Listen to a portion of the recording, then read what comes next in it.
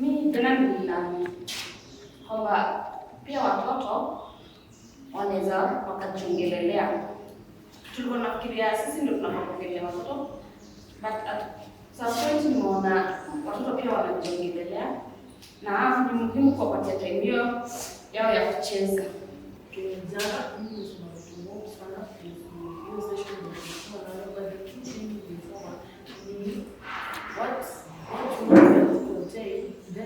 What are the procedures to follow when you are granted violated, or who to report to? Okay, yesterday I learned that a periodic report let's apply before years, and we have different types of reports. For example, state report, alternative report, and CSO report. Alternative report ndo bado ya CSO report, because the government doesn't, like for example, we've provided free primary education, for instance, right? But then unapata what is how many pupils per teacher. Ukienda kwa informal settlements unapata mwalimu mmoja watoto kama 50, unaona? Wewe mwalimu hata maki za zote. Unasikia wewe makia na nini, wewe makia na nini. In an ideal situation, who's supposed to do the marking? It's the teacher. Unaona? So kwa government report ama state report inaenda kusema like it goes to the UN and says we provided good schools or we provided medical facilities, but then the shadow report comes and says yes, the medical facilities are there, structure, lakini madaktari hawako, hakuna dawa, unaona. And then the state is asked questions, why is this happening, or what plans do you have to address this particular situation? What was outstanding was the fact that when making a ruling or when giving your point on human rights violation, at times you should not consider the culture. So at times the law outtrains the culture. Then also I learned that there are certain bodies that protect the children, and the fact that children should be involved in making the decision. Also in the CBC, so they that they were to be consulted if this thing, if they are comfortable with it, and in the child government system. So they should be able to stand on their own. I learned that there are bodies that seek recourse or redress for human rights violations affecting especially kids from presentation. Then jana kuna international organizations zenye zili come up na some documents zenye zina regulate child rights all over the world. So hata tuseme gava ikiviolate rights za children in Kenya, tunaweza seek redress ama recourse na hizo international organization, ambapo gava itakuwa sanctioned na itakuwa forced to deal na hizo issues.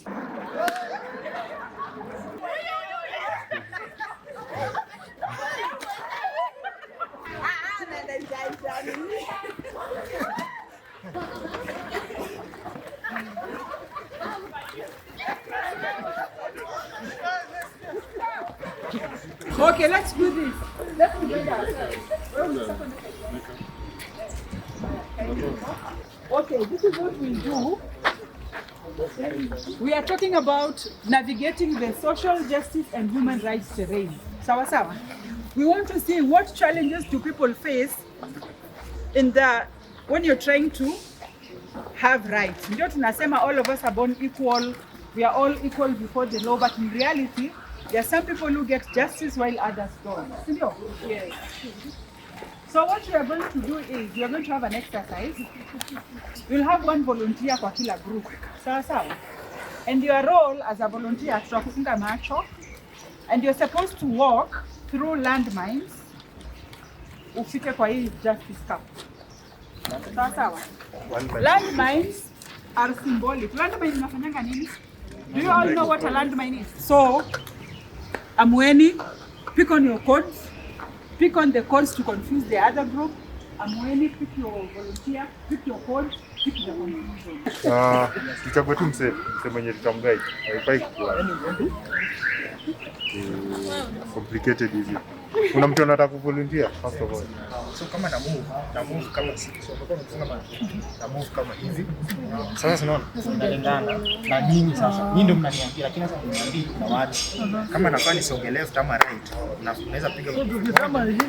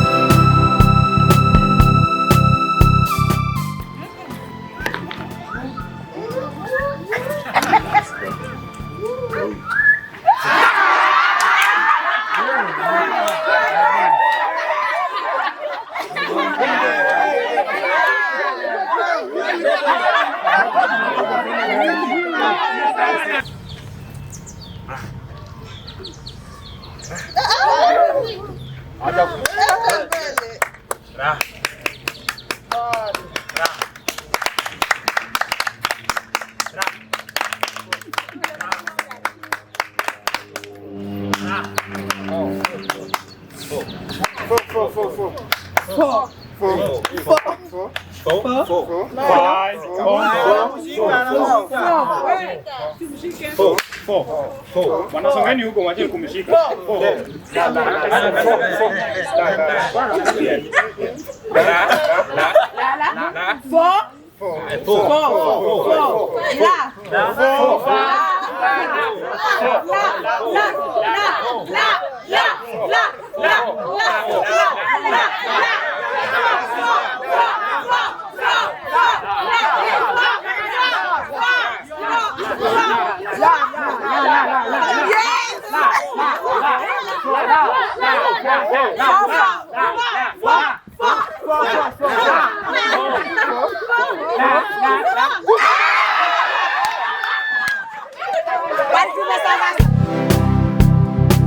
How much budget has been set aside for children? How much budget has been set aside for schools? How much budget has been set aside for medical provision? But the sad part, we find that in many countries, even the US, the budget for military spending is always higher than any other budget. Sometimes that budget is high in hakuna. Like, how many wars has Kenya fought since independence? Shapigana na nani? Only so much, but that was not a direct, yeah?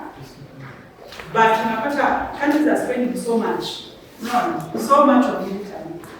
And then, example, and this is also having that enabling environment where you can discuss politics without fear. When you introduce politics, politics is about conscience. Building people's consciousness, and people started asking questions. They had questions about budget, they had questions about where is our money, they had questions about services. So some of the rights are the right to life, because how do you participate in politics? You can't. Freedom from discrimination. We are talking about minorities. No, being given space. Some places you find women do not speak. Women have to sit down, women have to sit separately from men, no. And freedom and security of the person, not being protected. And then freedom of worship, religion, as well as belief and opinion, where you can voice your own opinion, form your own, have your own notion, say, have your own perspective without being influenced. And then a fair trial and due process, so that files don't disappear, witnesses don't get intimidated, participate in political life, being able to vote and be voted. And this is very important, especially for issues around women. Sometimes you find if a woman is vying for a seat and you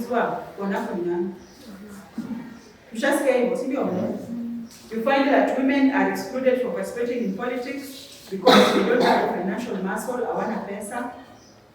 Sometimes they are told, go and get married first. The people even quote the Bible and family structure and all that. Do I need a husband to lead? No. Do I need a husband to be a leader? You don't. Yeah. Economic, social, and cultural rights. Basically, this is a sense of belonging, dignity, having a good life. No. That enabling environment to be able to have to thrive as an individual. And then, of course, the issue of cultural practices. And yesterday we were talking about there's some cultures that are good, but there are also cultures that are oppressive. And then there's the aspect of right to health, and I already explained that, how lack of right to health can lead to other rights violations, for example, death. Some people, because of religion, they don't allow blood transfusion, come out of a witness. Some do not allow people to go for surgery because of their beliefs. I say that. Some don't believe in hospitals. Some. And then issues around water, sanitation, safe, healthy working conditions. Yeah? Sometimes you make up kufanya kazi kwa mjengo, umeangukiwa na mawe ama whatever, you become incapacitated, you can no longer work. What does your boss do? Anakufuta job. Yeah?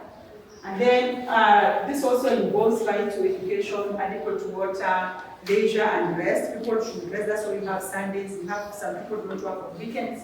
And then cultural identity, as giving the example of the Senghor community, when they are being chased from the forest, they're actually losing their identity because to them they are related to the forest, their living system is related to the forest, their food is related to the forest is their chemist shop. So the ailments that walikuwa na manage at the community level, they cannot manage them because now umemtoa, umempeleka Eldoret town. I'm not used to the town life. No. What does that do? Psychosocial issues, stress, they start drinking, people have start having multiple relationships, HIV in the family, there is death. So, and then of course you also have issues around social security, benefits and pension, and right to form a trade union, although the Kenyan trade union is just too weird. No, they don't really actually champion for the rights of workers. And then the right to join employee organizations. Let's say you have your own organizations or chama within the workplace to advocate for your rights. And then the right to acquire property and to inherit. And then of course the right to quality goods and services. And this also is linked to issues of caps. To look at what standards of products are you consuming or what products are you selling as a person. And then we also have what we call the third generation rights. We also call it solidarity rights. These are rights that we enjoy not as an individual, but we enjoy them as a group, as a community, as a collective. For example, if we talk about healthy environment ni ya kila mtu. We can't say that my environment ends here and yours starts here. But of course, even in issues around the environment, we have discrimination. I'm told that Nairobi River comes from Mudaiga, which is a Mudaiga here. In Mudaiga is very clean water, but inatumwa kumwagia maua maji. But when you go to Mathare water, how is Nairobi River in Mathare all around the chako? Chako na uchafu zote. Sasa. And then the right to development. Sometimes development is good, but sometimes it also inaongeza dhulma. Kwa mfano, wakijenga Thika, how many houses were demolished? Ukienda Kangemi, wanatengeneza hiyo highway. Mama mboga wangapi wameathiriwa na hiyo development? The other question about development, they are building hiyo inaitwa hiyo barabara ya Mombasa Road. How many people? Because obviously they're going to charge kupitia huko juu. How many people, how many ordinary Kenyans are going to afford kupanda huko juu? So it's the question is development. Development for who? There's some people who benefit, there's some people who don't benefit, and they get their rights more aggrieved because of this so-called development. So, like for example, there was a time they wanted to introduce mechanized harvesting. Not really machine tu, inakaa kama mikate hivi, unaiweka kwa majani chai, inasogeshwa hivi na inafanya nini? Ina harvest. What will happen to them? Hundreds or thousands of tea plantation workers in Kericho. They lose their job because of development. True or false? Wakiamua leo ati mlango unaona hiyo kufungua mlango na kadi ama sensor. Kifika hivi na kifungua. When you lift zingine open like that, what will happen to security guards? They lose their jobs. True or false? So sometimes development is good, but also sometimes it's also an abuse or further violation of rights. And then there is the aspect of protection as a minority. I think in the morning I really explained who minorities are, why they need protection, because some of them, when they end up through, are extinct. They'll act like the El Molo, they'll like sort of disappear because of other communities assimilating. And then the international instruments, these are protect human rights at the international level. So what happens is that a treaty is discussed, then it's ratified, and then the next thing is domestication. Domestication means changing your laws to fit into that treaty.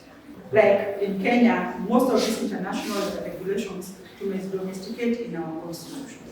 Because like if you look at the Bill of Rights, it talks about right to life, right to education, right to sanitation, freedom of movement, all those things. And these are drawn from international documents. For example, we have the International Convention on the Elimination of All Forms of Racial Discrimination.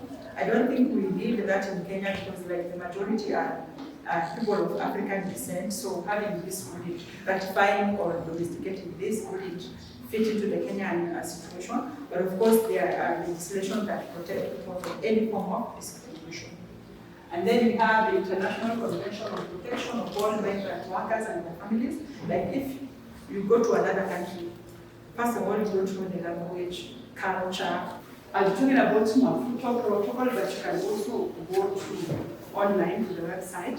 So basically, Maputo protocol is a regional document that looks at the rights of African women and looks at the distinct things about Africa.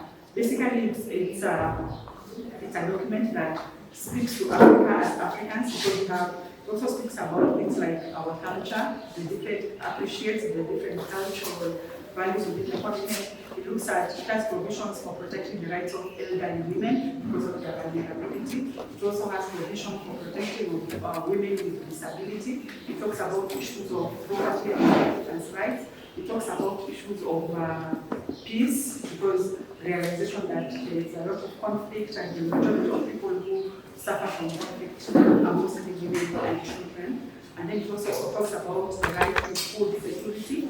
First of all, women as producers of food, but also women as people who nurture. Because coming chakula prepare in the house, being in charge of nutrition of the entire family, it's always this role always lies in women, but also recognizing the fact that sometimes women tend to lose on productive resources. For example, like yesterday I was talking about land. For instance, you find in Kenya, we only have 2%. The whole population of, not only the entire population, we have 2% of 50-something million people who are women who are title deeds in land. And only have 3% of the entire population in Kenya of women who have a joint title deed, meaning that husband and wife, both of them can disappear on the title. So that's why now the Maputo Protocol looks at these unique, peculiar, Afrocentric issues and addresses them. For example, issues of access to justice. For women, you find that maybe I can't speak English, that's only speaking in English. In that context, that's why we have the right to interpretation. We have to look for somebody who speaks your language so that you can actually understand the dispensation of justice. When you talk about freedom, bodily integrity, you need to decide what you want to do. No, but in many cases, there are so many stereotypes. What?